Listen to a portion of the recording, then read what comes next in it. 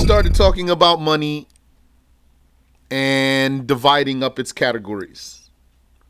We said that money, first of all, is either bullion or merchandise. Bullion being gold or silver.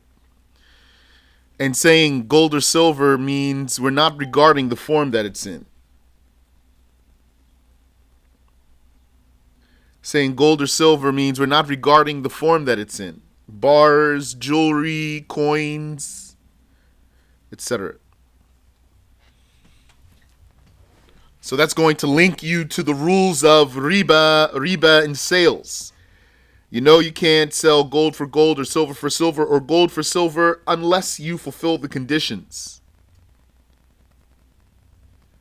So that's one type of money. The other type of money is merchandise. That means everything else. But when we say everything else, we mean everything else with a monetary value.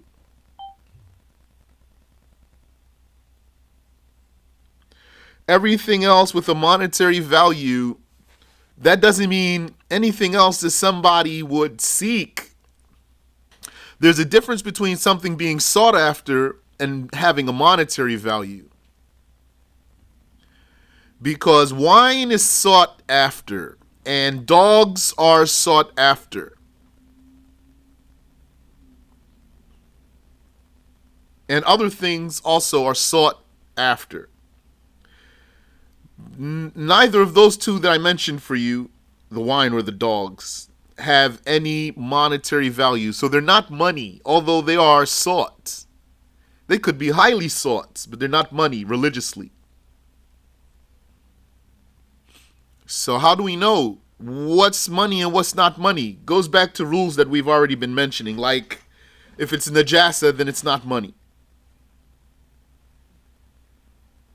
Or if no one owns it, no slave of Allah owns it, it's not money. But that doesn't mean it can't become owned. Or if it's not even sought after, like 1 grain, or it's not beneficial. Not beneficial, there's another word you can put to help you understand not beneficial. It's pointless or useless, like 1 grain of rice or 2 grains of rice. So those are not money.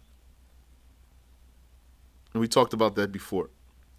So money is going to be, first of all, divided into 2 categories. Naqd and arad, bullion and merchandise.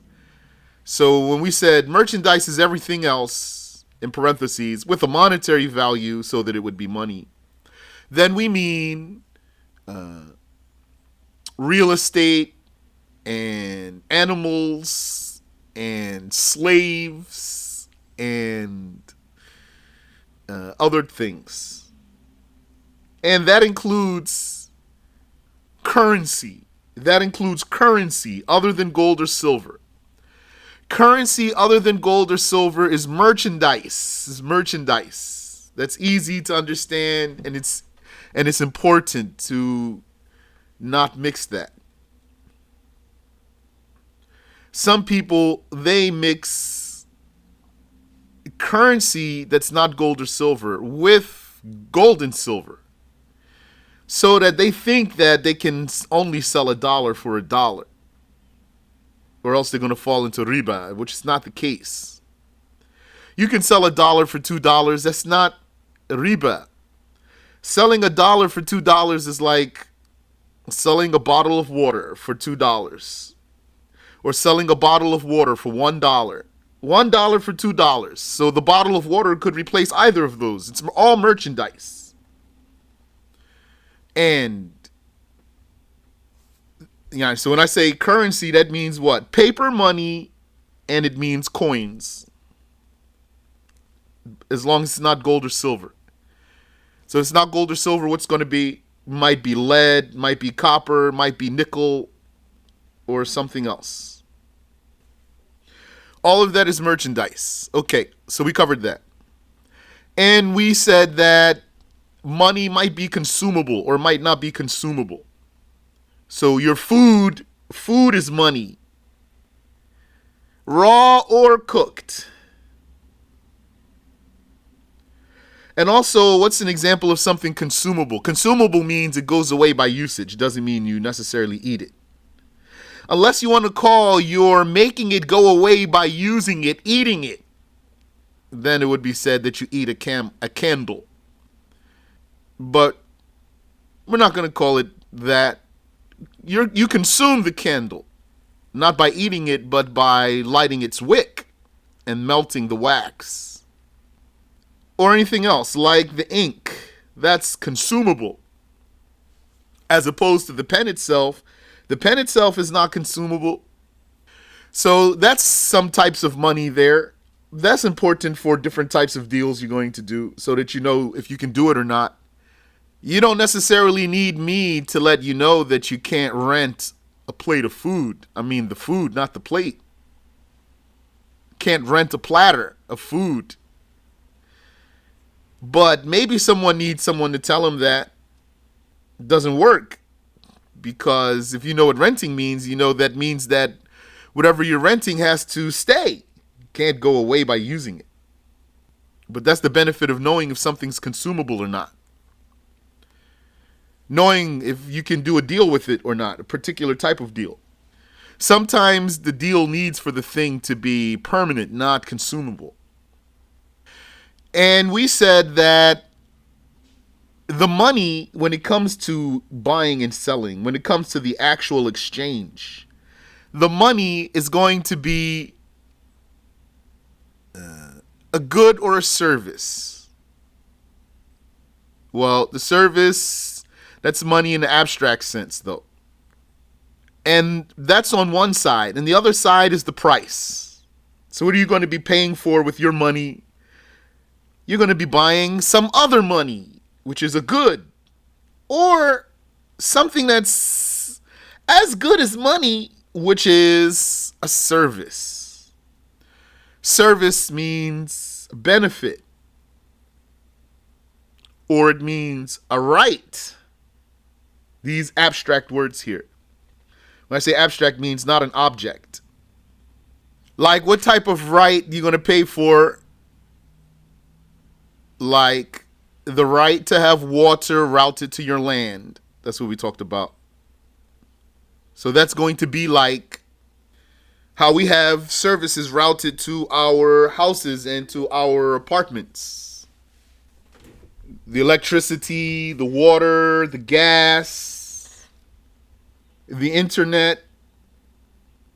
There was once a question, by the way, about someone using another's internet connection without that one knowing.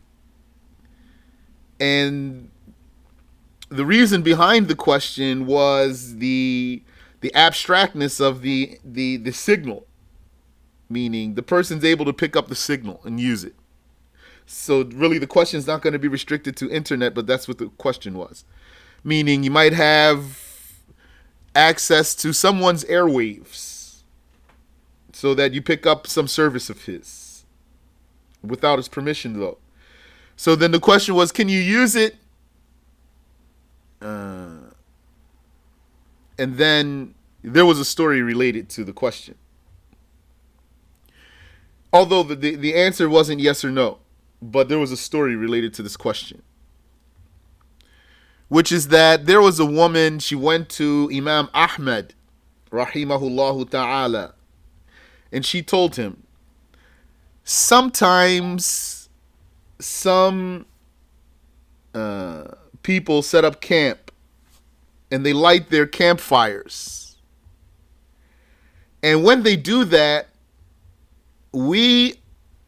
she means herself and a friend of hers,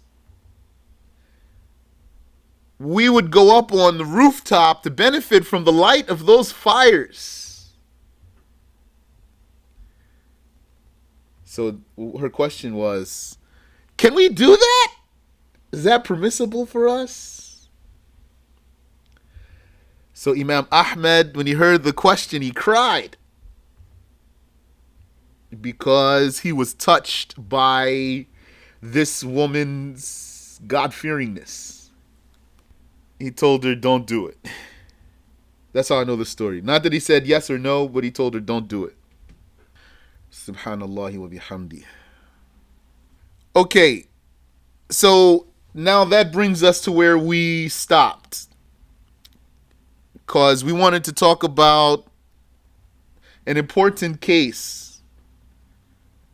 Knowing the difference between what's valued and what's replaceable. We're basically here talking about reimbursement, which we do have a chapter for reimbursement at the end of the book. That was made the end of the book because you get your change back at the end of the deal and you're going to walk away with your change, for example. So at the end of the book, there's a chapter for reimbursement. But that's relevant here too because that also determines some types of money. This is a way to categorize money. Valued or replaceable. Now, in order to understand this difference, you need to understand some quyud. Quyud, that means rules. Yani, there's some rules or restrictions. There's some parameters that when you have these parameters, then you'll know this money is replaceable or this money is valued. I'm saying parameters as opposed to one definition that I don't have. If there's one definition here that encompasses all these parameters, I don't have it. So what I have is the parameters for you that I don't know how to summarize all of them into one rule. So what makes an item replaceable? Replaceable means you're not going to, if you wanted to reimburse the person, consider how much it costs the thing that you are, the original that you're reimbursing. How much did this original that you're reimbursing, how much did it cost? If the item is replaceable, then that's not your concern. Rather, your concern is to get a similar object.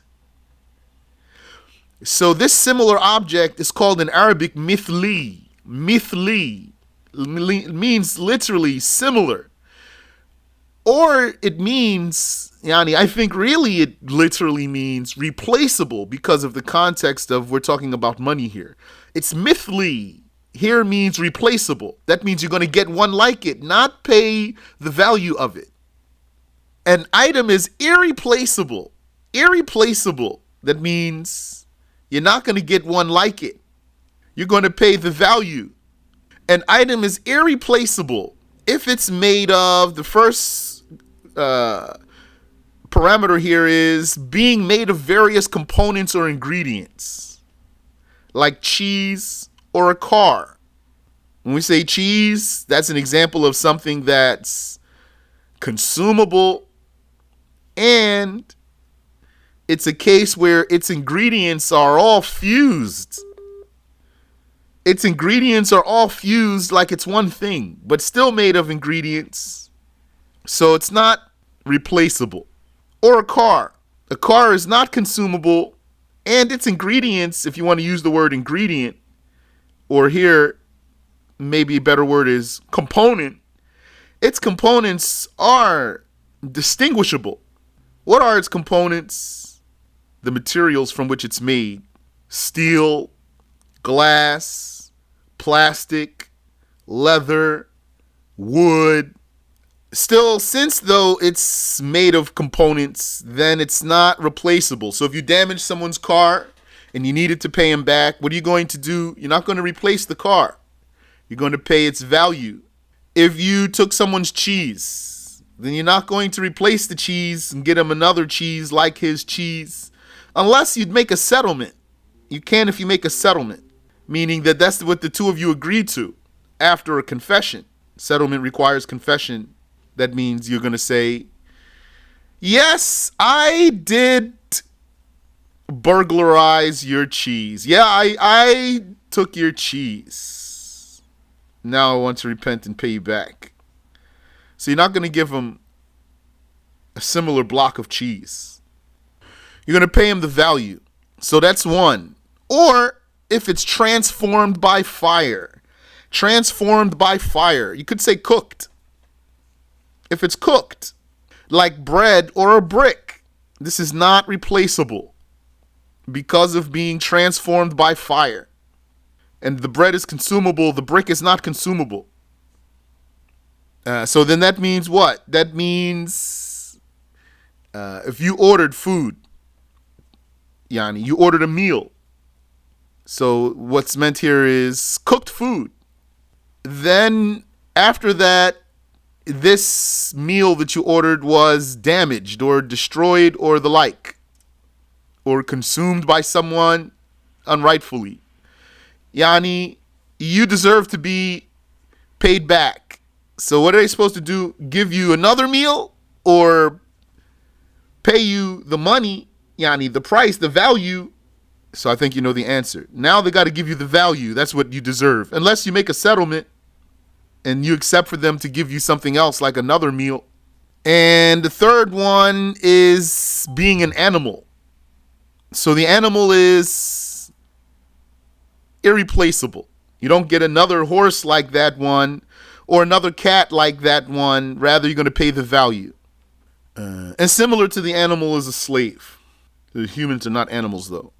So an item is irreplaceable if it has any of these. If any of these three is its case, that it's made of components, or it's transformed by fire, or it's an animal. So you're going to remember those three. If you learn one thing that covers all those three, teach me. However, it does have value, so you're going to pay the value for that. So then, what if, yani, how do we determine that it's replaceable? Here's the rule.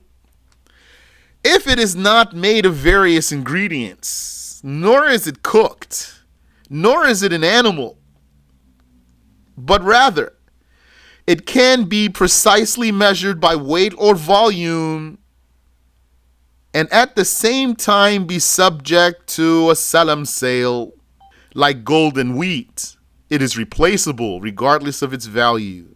So I'll repeat. We just learned those three restrictions there. So that means that whatever is replaceable can't have those. So we're going to know automatically those are excluded. So if it's not made of various ingredients, and it's not cooked, and it's not an animal, okay, is that enough to say?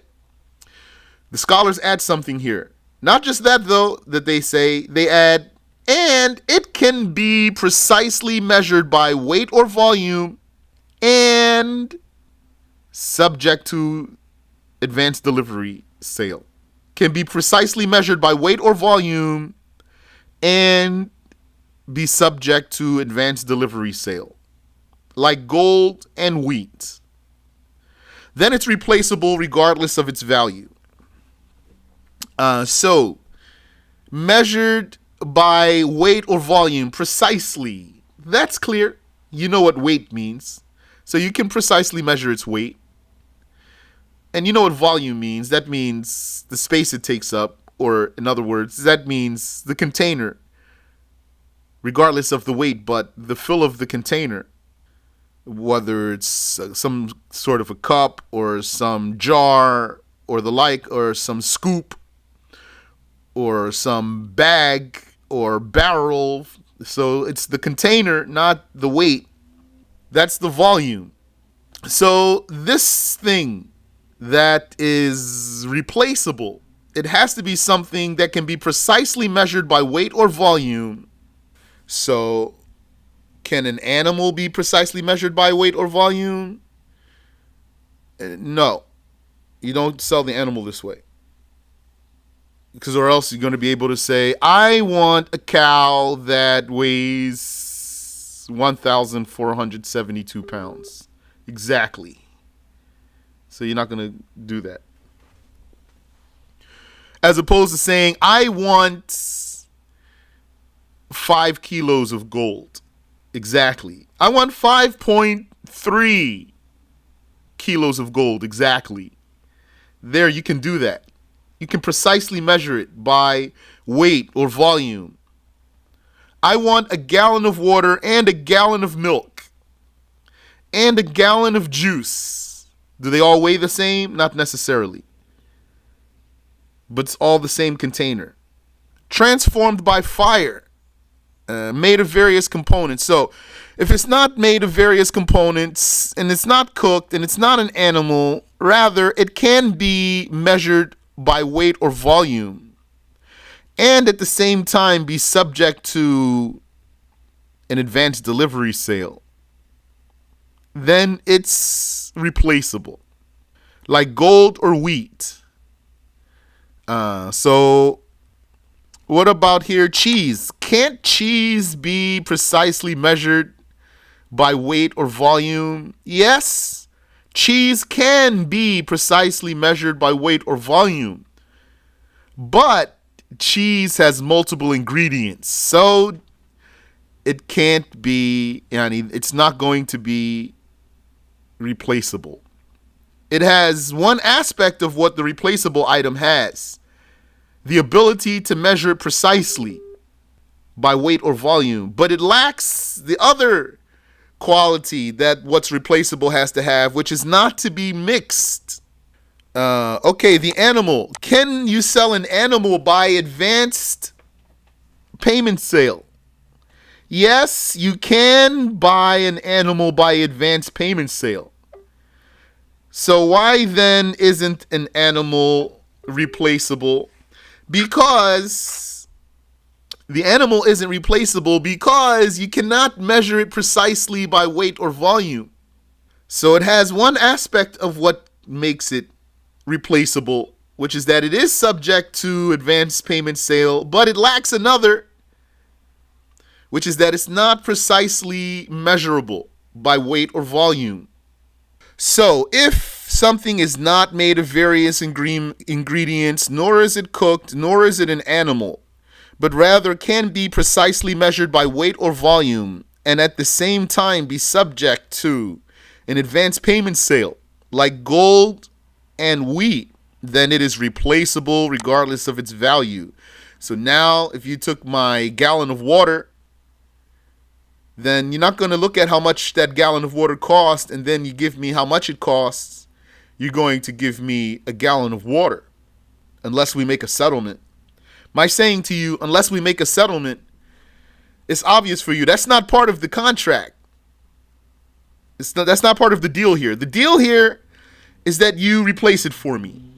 When I say unless we make a settlement, that's me giving you an alternative so you know what to do in case you needed to. Because settlement is the deal that enables you to what? Jump between deals. Settlement is the deal that enables you to change the stipulations of a deal. But settlement requires what? Who will tell me?